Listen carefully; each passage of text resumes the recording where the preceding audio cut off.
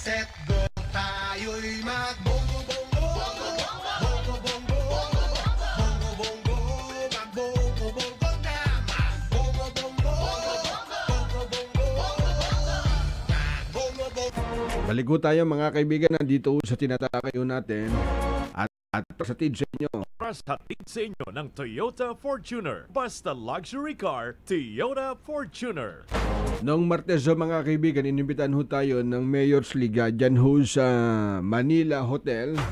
At dumating ho doon si Pangulong Digong at nagsalita ho doon ho sa General Assembly ho ng League of Municipality of the Philippines dyan ho sa Manila Hotel. At natural, kapag nagtatalumpati ang ating Pangulo, war on illegal drugs. At nasingit ho doon si Senador Magdalo Tonyo Trillanes.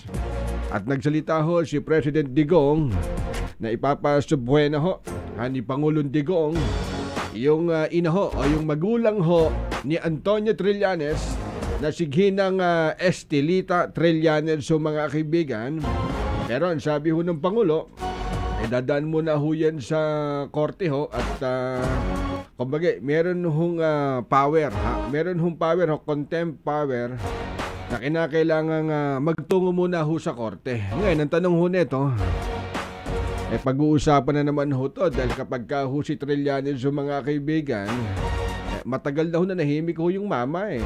Kung natatandaan nyo ho, meron hong transaksyon ho sa gobyerno na pinasok ko itong ina ho, magulang ho ni Trillanes sa Philippine Navy ho. Yung sabuatan ho, doon ho sa transaction ho.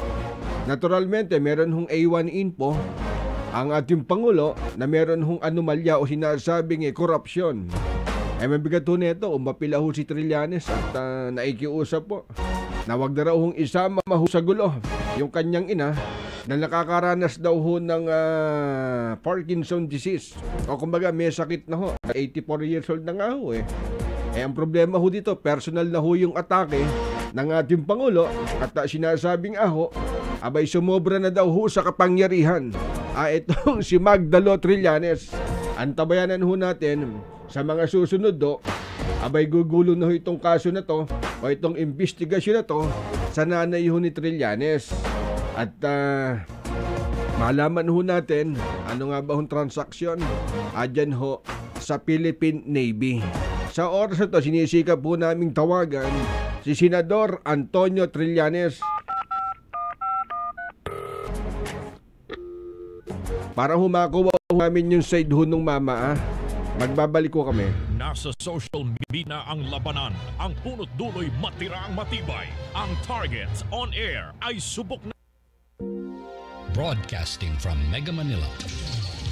This is DWAD.